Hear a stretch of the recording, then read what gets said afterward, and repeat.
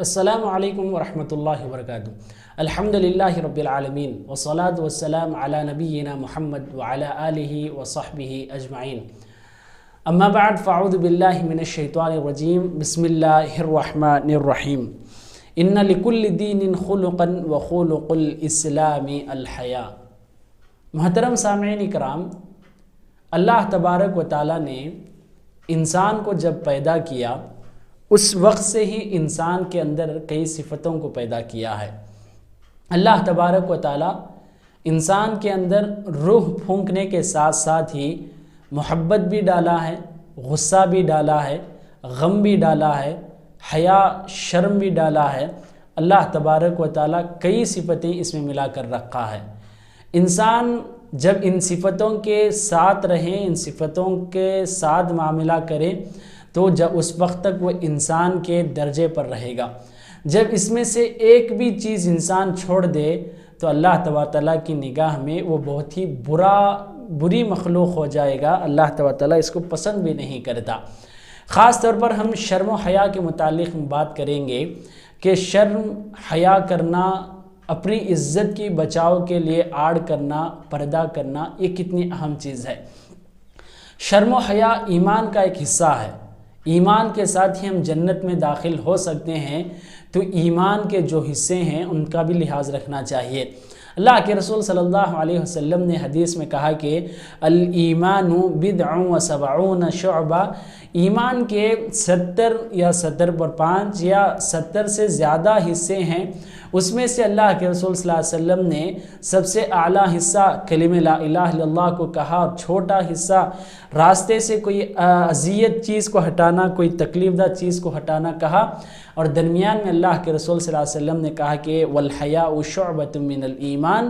صحیح مسلم کی حدیث ہے کہ حیا، شرم کرنا، یہ ایمان کا ایک حصہ ہے۔ شرم کرنا کیا بری بات ہے؟ شرم کرنا تو عورتوں کا کام ہے، حیا کرنا، پردہ کرنا تو عورتوں کا کام ہے، مردوں سے اس کا کیا تعلق ہے؟ اس طرح نہیں، اللہ تبارک تعالیٰ ہر انسان کے اندر شرم و حیا پیدا کیا ہے۔ انسان کی واضح بات ہے کہ انسان کے پاس اللہ تبارک تعالیٰ شرم و حیا کے عضو ہی پیدا کیا۔ اس کی شرمگاہ ہے جہاں پر اسے حفاظت کرنا چاہیے، اسے ڈھانپ کر رکھنا چاہیے۔ ہر انسان اس کی حفاظت کرتا ہے۔ جو انسان اب اس کی حفاظت نہیں کرتا، اسے پردہ نہیں کرتا، وہ جانور سے بھی بدتر ہے، اس وجہ سے کہ جانور کم از کم اپنے بالوں سے یا اپنے دم سے اس کی حفاظت کر لیا کرتا ہے، اسے ڈھانپ لیا کرتا ہے۔ شرم و حیا بے حد ضروری ہے کہ انسان جب شرم اور حیا موجود ہو، کوئی غلطی کرنے سے پہلے اسے اس کی عزت آڑ پڑتی ہے۔ جب کسی کے اندر شرم نہیں ہو تو اس کی عزت کا کچھ لحاظ نہیں رہتا۔ تو واضح بات سمجھ میں آتی ہے، عزت اور شرم ایک دوسرے کے جسم اور روح ہیں۔ جب عزت ہونا چاہتی ہیں تو اس کے ساتھ ساتھ بھی حیا ہونا چاہیے۔ کسی کے اندر حیا نہیں، خود بخود عزت چلی جاتی ہے۔ تو اس طرح عزت اور شرم ایک دوسرے کے لازم ملزوم ہیں۔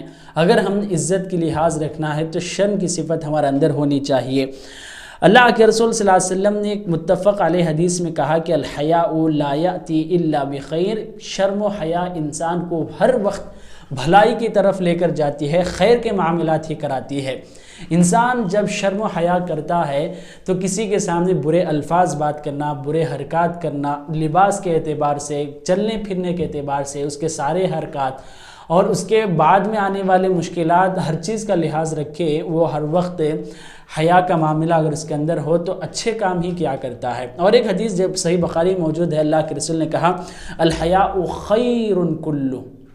اللہ کے رسول صلی اللہ علیہ وسلم نے شرم حیا کو سارے خیر کے چیزوں میں اسمی میں جمع کر رکھ دیا ہے کہ جس کے اندر شرم و حیا ہے باقاعدہ وہ خیر پر ہے، اور جس کے اندر شرم و حیا نہیں ہے وہ شر پر ہے۔ اللہ کے رسول صلی اللہ علیہ وسلم نے بہت بڑا فیصلہ سنا دیا۔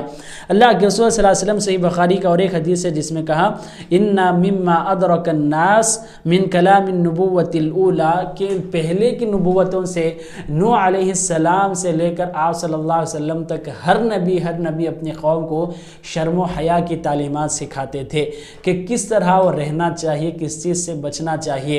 اللہ کے رسول صلی اللہ علیہ وسلم یہ حدیث بیان کرتے ہوئے کہا فَإِذَا لَمْ تَسْتَحْ فَاصْنَعْ مَا شِئْتَ، اگر تم شرم نہیں کرتے تو جو چاہے کر لو، شرم کرتے ہو، حیا رکھتے ہو، اگر تمہارے اندر کچھ نہ کچھ عزت کے پاس و لحاظ ہے، اس وقت آپ گناہوں سے بچو گے اور اچھائی کی طرف آگے بڑھو گے۔ اللہ کے رسول صلی اللہ علیہ وسلم ہر چھوٹے چھوٹے معاملات بھی، ہر چھوٹی چھوٹی سنتیں بھی ہم کو سکھائی ہیں کہ انسان شرم و حیا کا لحاظ رکھنے کی خاطر جب وہ حمام جاتا ہو، وہ کسی حاجت کو جاتا ہو، کتنے دور جانا چاہیے، لوگوں سے کتنا ڈھپ کر کتنے ان کے نظر انداز ہونا چاہیے، اور کیسے شرم و حیا کرنا چاہیے، پاک صفائی کا لحاظ کیسا ہو، استنجا کیسے کرے، اور جب ہم درمیان میں ہو، جماعت کے درمیان ہو تو وہاں پر ہماری زبان کیسی ہو، ہماری حرکات کیسے ہو، ہر چیز اللہ کے رسول صلی اللہ علیہ وسلم نے ہم کو سکھایا ہے۔ اس وجہ سے شرم و حیا سے ہمارے ایمان اور ہمارے اسلام کا بہت حصہ جڑ کر ہے۔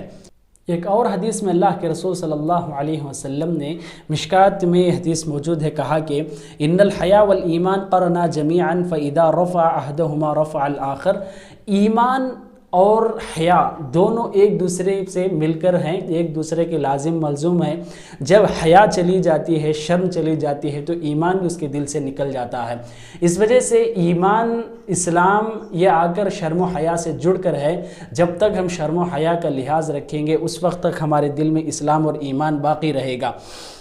اللہ کے رسول صلی اللہ علیہ وسلم کی ایک اور حدیث ابن ماجہ میں موجود ہے جس میں رسول نے کہا ان لکل دین خلقا وخلق الاسلام الحیا، ہر دین کی ایک خاص صفت ہوا کرتی تھی۔ ہر نبی کے دور میں ہر دین کی خاص طور پر اگر ہم بات کریں گے، جو بھی یہودی ہیں، جو بھی عیسائی ہیں اور جو بھی دوسرے مذاہب ہیں، ہر ایک مذہب کی خاص صفت ہوا کرتی ہے۔ ہم اس مسلمانوں کی صفت یہ ہے کہ حیا، شرم کیا کرتے ہیں۔ یہ بہت بڑی بات ہے کہ ہم اسلام کے ساتھ جڑ کر ہیں اور ہم اللہ تبارک تعالیٰ سے شرم و حیا نہیں کرتے۔ ہم لوگوں کے سامنے اگر ہم گناہ دکھاتے ہیں، لوگوں کے ساتھ ہم بھی پھر جاتے ہیں، تو یہ ہمارے ایمان اور اسلامی کمزوری ہے۔ اللہ کے رسول صلی اللہ علیہ وسلم کی زندگی دیکھیں گے، اللہ کے رسول صلی اللہ علیہ وسلم بہت ہی حیادار تھے۔ اللہ کے رسول صلی اللہ علیہ وسلم بہت زیادہ شرمایا کرتے تھے۔ جیسا کہ معراج کا واقعہ ہے، اللہ کے رسول صلی اللہ علیہ وسلم کو اللہ نے تحفے میں نماز فرض کیا، 50 نمازیں فرض تھے۔ موسیٰ علیہ السلام نے کہا کہ رسول آپ کی امت اتنے نمازیں ادا نہیں کر سکتی۔ رسول ایک مرتبہ گئے، 2 مرتبہ گئے، کئی مرتبہ گئے، نمازیں 50 سے 5 ہو گئے۔ تو اس کے بعد پھر موسیٰ نے کہا کہ اے رسول اتنے نمازیں بھی آپ کی امت پر مشکل ہیں۔ تو اس وقت رسول نے کہا کہ مجھے شرم آتی ہے کہ میں اللہ تعالیٰ سے اس سے بھی کم پوچھوں۔ اللہ کے رسول صلی اللہ علیہ وسلم، بچپن کا ایک واقعہ ہے کہ اللہ کے رسول صلی اللہ علیہ وسلم کعبے کی تعمیر چل رہی تھی، تو اس وقت اللہ کے رسول تہبند باندھ کر تھے، تو وہ اینٹ کندھوں پر اٹھایا کرتے تھے۔ اللہ کے رسول چھوٹے سے بچے تھے تو چمڑے پر ان کو درد ہوا کرتا تھا۔ اس کی وجہ سے ان کے چچا نے کیا کیا کہ ان کے تہبند کا کپڑا نکال کر کے اللہ کے رسول کے کھندے پر ڈال دیا، تو اللہ کے رسول بے ہوش ہو کر گر گئے۔ تو شرم و حیا اللہ تبارک و تعالیٰ نبیوں کے اندر رکھ چکا تھا، اور اللہ کے رسول صلی اللہ علیہ وسلم کی صفت بھی اللہ یوں بیان کرتا ہے فَيَسْتَحْيِي مِنْكُمْ، کہ رسول تم سے بہت زیادہ شرم آتے ہیں۔ اللہ تبارک و تعالیٰ شرم و حیا کو پسند کرتا ہے۔ اللہ تبارک و تعالیٰ سے جو شرم نہیں کرتے، اس کے سامنے کھل کر گناہ کرتے ہیں، وہ دیکھتا ہے، اس کے باوجود بھی گناہ کرتے ہیں، اللہ تبارک و تعالیٰ ان کے گناہوں کو معاف نہیں کرتا اور ان کی نیکیوں کو قبول نہیں کرتا۔ اللہ تبارک و تعالیٰ نے قرآن میں بھی یہ آیت موجود ہے، احادیث کے بھی الفاظ ہیں فَيَجْعَلُهَا اللَّهُ هَبَاءً مَنْثُورًا، اللہ تبارک و تعالیٰ اس قوم کے گناہ کو، اس قوم کے نیکیوں کو، اس قوم کے اعمال کو دھول کے مانند اڑا دیتا ہے۔ جو قوم اقوام اذا خلوا بمحارم اللہ، کہ جب بھی وہ تنہا ہوتے ہیں اللہ تبارک و تعالیٰ کے حرام کردہ چیزوں کو کیا کرتے ہیں، اللہ تبارک تعالیٰ کے گناہ کیا، اللہ تبارک تعالیٰ کے سامنے گناہ کرتے ہیں، حرام چیزیں وہ کرتے ہیں، بے حیائی کے کام کرتے ہیں، اس وجہ سے اللہ تبارک تعالیٰ ان کی نیکیاں جو لوگوں کے سامنے کیا کرتے تھے، وہ ساری نیکیوں کو دھول کے مانند اڑا دے گا۔ اس وجہ سے ضروری ہے کہ ہم حیا، شرم پیدا کریں، جس کی وجہ سے اللہ تبارک تعالیٰ ہمارے اعمال قبول کرتا ہے، اللہ ہم سے محبت کرتا ہے۔ شرم و حیا کی وجہ سے ہمارے اسلام کی پہچان بھی ہے۔ اللہ سے دعا ہے کہ اللہ تبارک تعالیٰ ہم سب کو شرم اور حیا کی صفت پیدا کرنے کی توفیق دے، آمین۔ السلام علیکم ورحمۃ اللہ وبرکاتہ۔